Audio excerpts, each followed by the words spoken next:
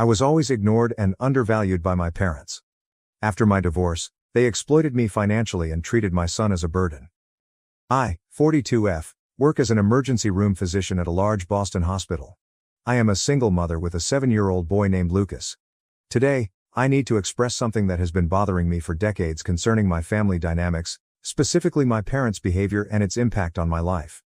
When I was 5 years old, my sister Abigail was born. Our parents told me that I was going to be a big sister and that it would be fantastic to have a lifelong buddy. They didn't mention that I had become invisible in our household. Every morning, Mom would prepare Abigail's breakfast to order. 2 eggs sunny side up, toast cut diagonally, just how my princess likes it, while tossing me a box of cereal without looking at me. The contrasts were evident throughout our daily lives. In elementary school, Mom would spend hours assisting Abigail with her schoolwork, gently explaining each problem. When I sought assistance, the reaction was always the same. "You're smart enough to figure it out for yourself." They'd come to all of Abigail's soccer games, cheering from the sidelines, but they always had previous engagements when I had science competitions. When I required braces, Dad moaned about the price for months. Every dentist appointment was accompanied by sighs and murmured remarks about expenses. 2 years later, when Abigail required braces as well, money became irrelevant. They even got her the beautiful clear ones I had requested but was rejected. "They're an investment in her confidence," Mom told her book club pals, as if my confidence wasn't important. My academic achievements were regarded with indifference. Straight A's in advanced science classes elicited distracted nods, yet Abigail's B+ in normal math prompted a joyful supper at her favorite downtown restaurant. During parent-teacher conferences, they hardly listened when my teachers commended my outstanding achievement in biology and chemistry, but smiled with pride when Abigail's teachers emphasized her engagement in class discussions. Birthday celebrations became a sharp reminder of our differing standing within the family. My parties were basic affairs, supermarket cake and a few pals in the backyard, if I was lucky enough to have one at all. Abigail's celebrations were full-fledged events, complete with bouncy houses, hired entertainers, custom-made cakes, and intricate theme decorations. One year, they even engaged a professional event planner. I once overheard Mom telling a friend, "Well, Abigail just appreciates these things more. Our older one is too practical." The remarks hurt, but I learned to ignore them. The toughest part was watching Abigail transform from a wonderful child to someone I scarcely recognized. In our childhood, we used to make blanket forts and make up funny stories about fantastic adventures. However, years of being treated as if she could do no wrong took its toll. By middle school, she had become exactly what you would anticipate. "Where's my blue sweater?" she'd ask, ransacking my closet without permission. "That's mine, Abigail. Mom bought it for my birthday." "Well, I need it for Jessica's party," she would explain. "Don't be selfish, let your sister borrow it," Mom would often say. My items became communal property, but I was not allowed to touch anything Abigail owned. I learned to pick my battles, expect nothing, and seek validation elsewhere. School became my refuge. While Abigail was being praised for her role in the school play, she had 2 lines. I was quietly winning science fairs and devising my escape plan. I participated in every academic club conceivable, volunteered at the local hospital, and spent my summers conducting research internships. My guidance counselor became my best champion, assisting me in applying for scholarships and providing wonderful recommendations. I shivered with excitement when my acceptance letter to Harvard Medical School arrived, along with a full scholarship. Finally, I figured, they'd have to recognize my accomplishments. I waited till dinner to ensure everyone was present. Instead of celebrating, Abigail dominated the evening with a dramatic reenactment of her 7th grade student council election campaign. "I got a full scholarship to Harvard Medical School," I said during a rare pause. "That is nice, honey." My mother responded, "Abigail, sweetie, tell us more about your campaign posters." Medical school became my haven. During those early years, I only returned home for important holidays, and even then, I counted the minutes until I could escape. Every visit was the same. Abigail's accomplishments were highlighted, while my dean's list standings and prominent internship offers received little attention. I poured myself into my studies, succeeding at emergency medicine rotations and receiving wonderful referrals from renowned doctors. In my 3rd year, I began an emergency medicine rotation at Massachusetts General Hospital. That is where I met Marcus. Marcus was a medical device sales agent, showcasing new trauma equipment to the department. Despite my normal cautious approach to relationships, something just snapped between us. He was unlike anyone I'd dated before, genuinely engaged in my work, supportive of my career goals, and seemingly unconcerned by my ambitions. After graduation, we got married in a simple ceremony. I got a job in the ER at Mass General, and everything felt fantastic. When our son Lucas was born, Marcus appeared to be the adoring father I had hoped for. We bought a house in a good school area, established a lovely nursery, and I felt I'd finally found the family life I'd always desired. But something changed once Lucas turned 1. Marcus became aloof, started working late, and canceled our date nights. Initially, I ascribed it to the difficulties of new fatherhood and my rigorous job as an ER physician. I suggested couples counseling, date nights, and even a trip, but he always found an excuse. Deep down, I sensed something was wrong, but I wasn't expecting what happened next. The confession happened on a routine Tuesday evening. I was feeding Lucas in his high chair when Marcus strolled in, looking as if he hadn't slept in days. "I need to tell you something," he explained, his voice quivering. "I have met someone else. Her name is Catherine. She is a patient's family member, and I am in love with her." My world collapsed in that moment, but years of emotional suppression had trained me to remain calm. The divorce was unexpectedly cordial. Marcus went to Colorado with Catherine, but he insisted on paying substantial alimony and child support. "I may be a terrible husband," he observed at our most recent meeting, "but I won't be a terrible father." True to his word, he has stayed active in Lucas's life through regular video conversations and holiday visits. Marcus's family became an unexpected source of support after the divorce. Regardless of what happened to their son, Tom and Betty remained dedicated grandparents to Lucas, and their daughter Avery became the aunt my sister never was. Every time we visited their house, Lucas would light up and run right to the toy zone they had put up exclusively for him. Tom would get down on the floor and play with trucks, while Avery always had a new game or craft project planned. My own parents' home was a very different scenario. I tried to see them on occasion, hoping they'd want to bond with their only granddaughter, but their apathy was heartbreaking to witness. "Don't let him touch that vase," Mom would say, scarcely looking up from her magazine. "And make sure he doesn't run around too much, he'll scratch the hardwood floors." Lucas would cling to my leg, sensing the frigid air. The contrast grew much more striking when Abigail showed up during our visits. "Here's my successful girl," Dad would beam as Abigail walked in, talking about her new job at a trading company. They'd completely disregard Lucas's attempts to show them his latest drawing, instead focusing on Abigail's every word about workplace politics and client meetings. I'll provide updates shortly regarding recent occurrences that have made me reconsider everything about my relationship with my parents. It's still fresh, and I need time to comprehend everything. For the time being, my emphasis is on my son and the family members who have demonstrated the true meaning of unconditional love. Update number 1. Thank you all for your encouraging words. I've gathered my ideas and wanted to discuss how things changed following the divorce, especially my career and my parents' behavior. After Marcus left, I put myself into my job at the ER. I began working on the most difficult cases, those that other doctors generally avoided. Last year, there was one exceptionally tough case, a patient with many traumas and a convoluted medical history. 3 previous hospitals had transferred him because they deemed him too risky. I spent 16 hours stabilizing him and collaborating with many doctors, and he came through. That instance piqued the department head's interest. "Dr. Mitchell," he called me into his office one morning, "I've been following your performance. How do you feel about leading our new trauma response team?" It meant increased responsibility, longer hours, and a significant wage boost. I agreed without hesitation. The team's success rate under my guidance much exceeded expectations. We decreased critical response times by 30% and had the highest survival rate in the hospital's history. My research papers on emergency trauma protocols have been published in top medical publications. Then followed the promotion to senior attending physician, complete with a corner office and a salary that made my eyes wet. With my newfound financial stability, I purchased a lovely 3-bedroom apartment in an excellent school area. Lucas was pleased to have his own room. "Mom, can I paint the walls blue? Like the ocean?" he inquired, his eyes gleaming. "Of course, sweetheart," I said, "we can do whatever you want." That weekend, Tom and Avery helped us paint, making it a family project. Betty brought baked cookies, and we ended up getting more paint on ourselves than on the walls. This was the point at which my parents' relationship began to change. It started with casual questions about my new lifestyle. Mom began phoning more frequently, asking about Lucas and arranging weekend trips. Initially, I was cautiously optimistic. Perhaps they'd want to be true grandparents to Lucas. The initial visit appeared promising. Mom actually got down on the floor to play with Lucas' train set, which I had never seen her do before. Dad even got him a new toy truck. But then the requests began to arrive, initially in tiny numbers. "The refrigerator is making strange noises.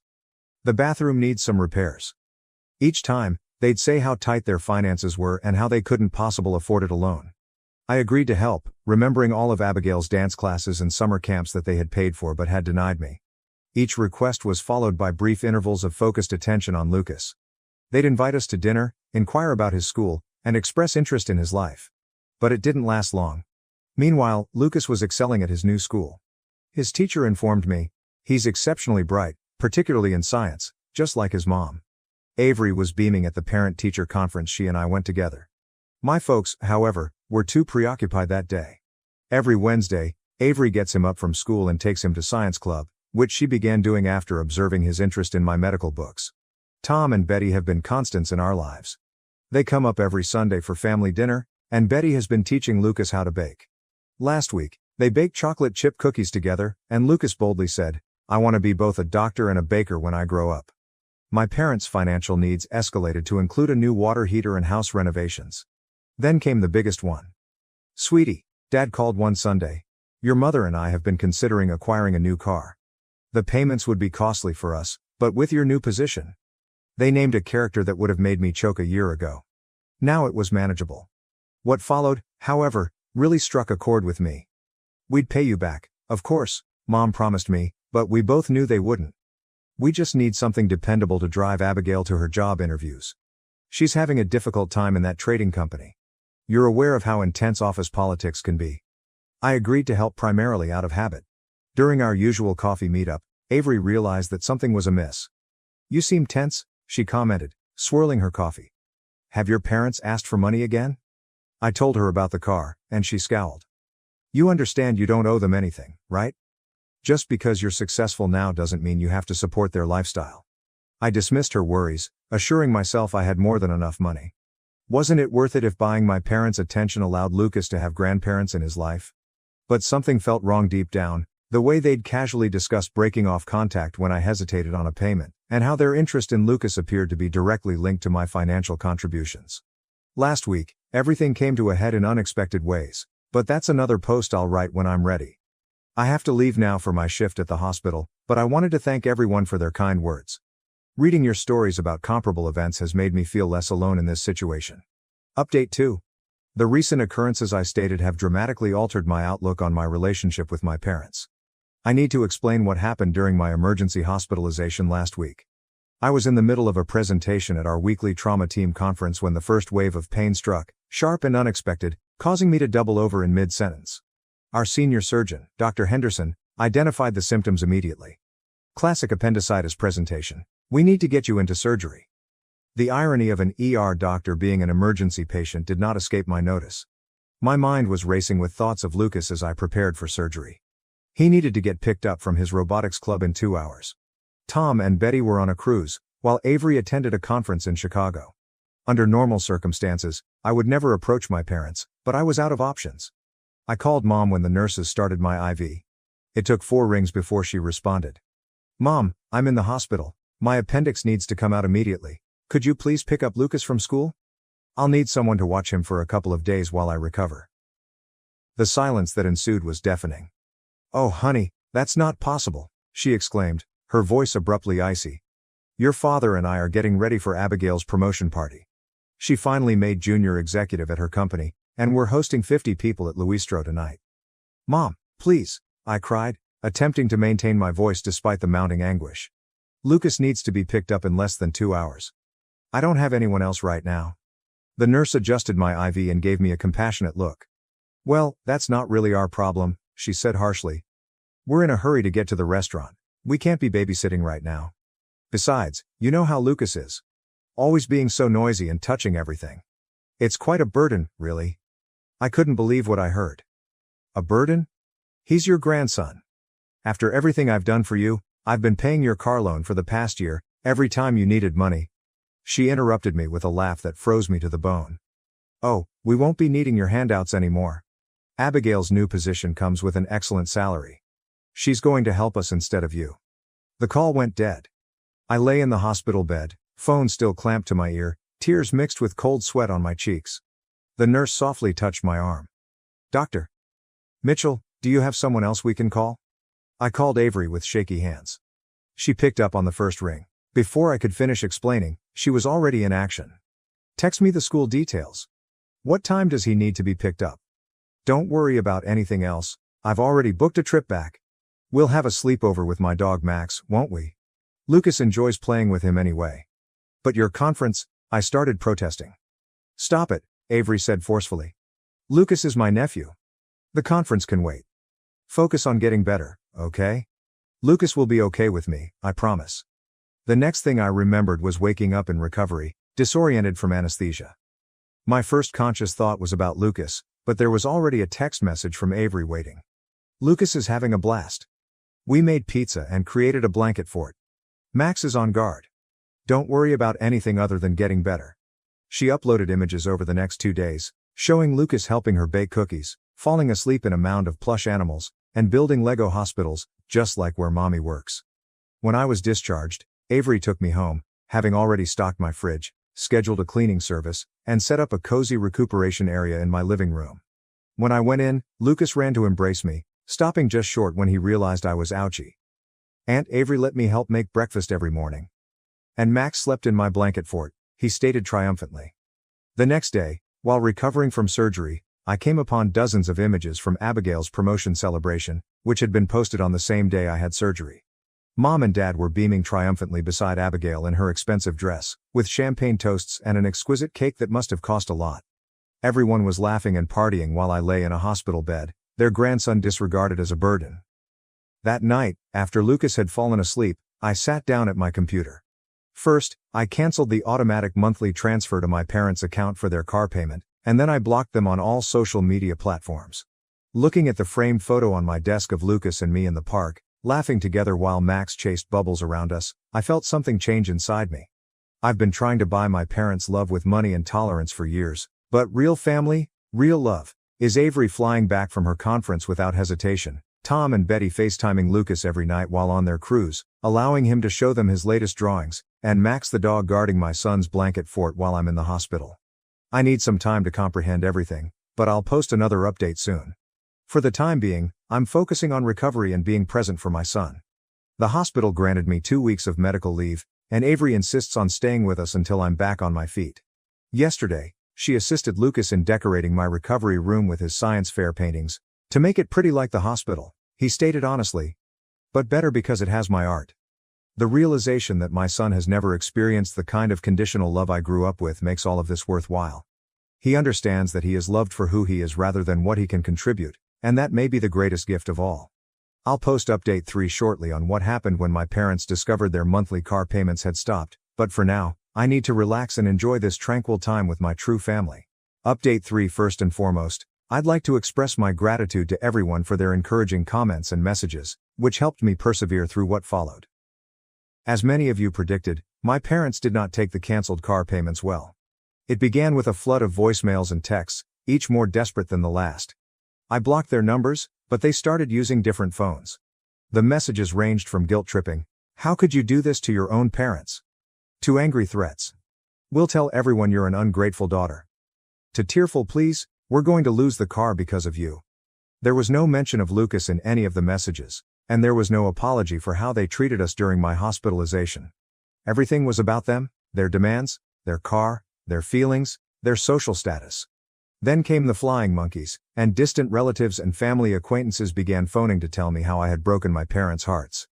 "They're getting older," my Aunt Susan admonished. "It's your duty as their daughter to help them." I wanted to question where their sense of duty was when their grandson needed them, but instead I simply blocked those numbers. Last Sunday, I was sitting in our backyard, watching Lucas and Max play fetch while Avery grilled burgers for lunch, when a car I didn't know drove into my driveway. Mom stepped out with her best church social smile. "Paula, sweetheart," she shouted out, using my first name, which she only does when she wants something. "How are you? We've been worried since you stopped returning our calls." I stayed sat, keeping my voice quiet for Lucas' sake. "What do you want, Mom?" She sat on the edge of a patio chair and smoothed her fashionable skirt. "Well, since you ask, your father and I are in a bit of a predicament with the vehicle payments," she began, letting out that theatrical sigh I knew so well. "You see, we assumed Abigail would help us with her new position and all, but when we asked her, she stopped for dramatic effect. She just refused. Can you believe it? She said she had her own expenses to worry about after everything we'd done for her." The irony was nearly too much, and I tried not to chuckle. Oh, she said, her voice lowering. We were hoping you could start helping with the payments again, just until we figure something else out. When I didn't react right away, she said, we could lose the car, you know? And then how would we go to all our social engagements?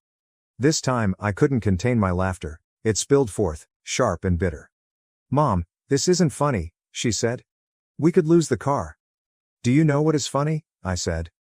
3 months ago, while I was being rushed into emergency surgery, you labeled my son, your grandson, a burden. You couldn't be bothered to assist us since you were too busy celebrating Abigail's advancement. The same Abigail who now refuses to give you a cent. We were just busy that day. You know how these things are, she stuttered. No, Mom. I know precisely what it was. I was helpful when I paid your debts. Lucas and I became problematic once you believed Abigail could replace me as your personal ATM. That is not fair. We have always what? I cut her off. Have you always favored Abigail? Always treated me as if I were second best? Always took my assistance for granted until something better came along. Paula, please, her voice broke. You called my financial assistance handouts, remember? Right before you hung up on me while I was in the hospital? So, guess what?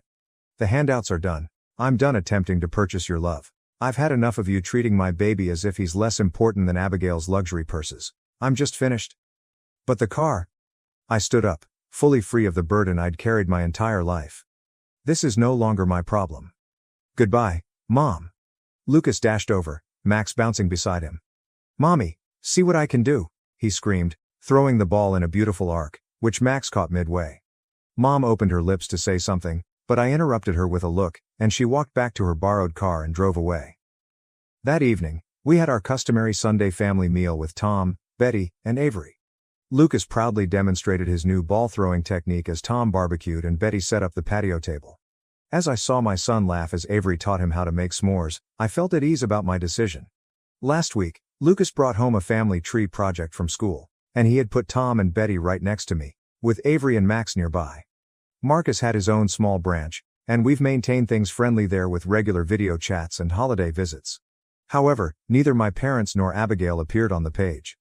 Is everything okay, Mommy? He asked, showing me his work. Miss Johnson said family trees generally include more members, but I told her these are all we need. I posted his drawing on the fridge next to a photo from his previous birthday party, with all of us gathered around the cake and real grins on everyone's faces. It's perfect, baby, I told him. Totally perfect. Sometimes the family you're born into isn't the family you're supposed to have, and you have to let go of the people who should have loved you in order to make place for the ones who do. It took me 42 years to grasp that lesson, but witnessing Lucas grow up in an environment filled with genuine, unconditional love was well worth the wait. Thank you to everyone who shared their tales in the comments. You gave me the strength I needed to break free from the cycle of conditional love and manipulation. Lucas and I are doing well because we are surrounded by folks who demonstrate what true family means every day.